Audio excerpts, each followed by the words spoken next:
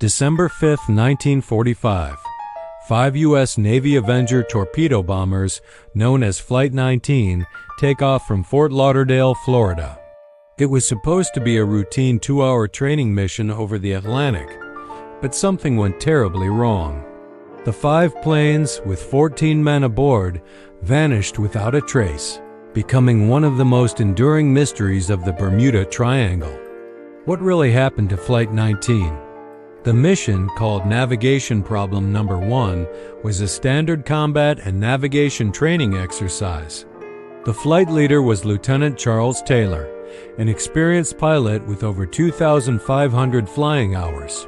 The other 4 pilots were trainees, but they were all qualified and competent. The plan was simple: fly east for 120 miles, turn north for 73 miles, and then fly southwest for 120 miles back to base. The weather was clear, the seas were calm, a perfect day for flying. The first hour of the flight went smoothly. But then, around 3:40 p.m., the control tower received a startling transmission from Lieutenant Taylor. He sounded disoriented, confused. He reported that both of his compasses were out and he was lost. He thought he was over the Florida Keys, hundreds of miles off course. This was the first sign of trouble. Over the next 2 hours, radio operators on the ground listened in as the pilots grew more and more distressed. Taylor seemed to lose control of the situation.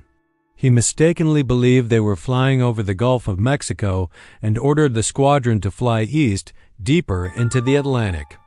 Other pilots in the flight could be heard on the radio, questioning his decisions. One was heard saying, "If we would just fly west, we would get home." The transmissions became weaker, filled with static, until finally, around 7:04 p.m., silence. Complete and utter silence. Flight 19 had vanished. A massive search and rescue operation was launched immediately. Hundreds of ships and planes scoured over 300,000 square miles of ocean. But the search itself was struck by tragedy.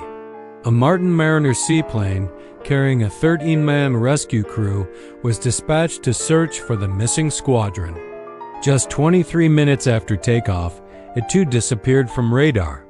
It's believed the Mariner, known for fuel vapor leaks and nicknamed the Flying Gas Tank, likely exploded in mid-air.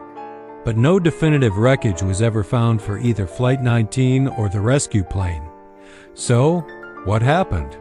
The official Navy report blamed pilot error, specifically on Lieutenant Taylor's confusion and his fatal decision to head east. His family protested, arguing that the Navy was unfairly blaming a dead man to cover up other potential issues.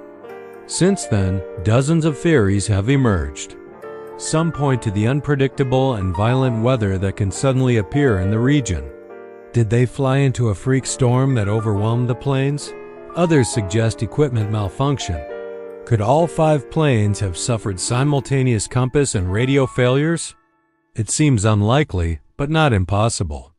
And then, of course, there are the more sensational theories.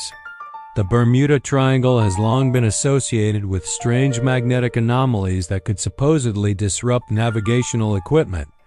Could this be the real culprit? Some even whisper about otherworldly explanations, abductions by extraterrestrials or portals to another dimension. These ideas are exciting, but they lack any concrete evidence.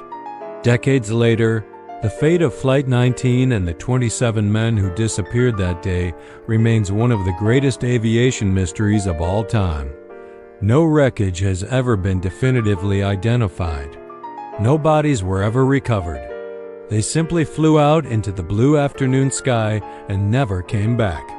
What do you think really happened to Flight 19? Was it a simple case of human error compounded by bad luck? Or is there a more mysterious force at play in the infamous Bermuda Triangle? Let me know your theories in the comments below. Thanks for watching, and if you enjoyed this journey into the unknown, don't forget to like and subscribe for more mysteries.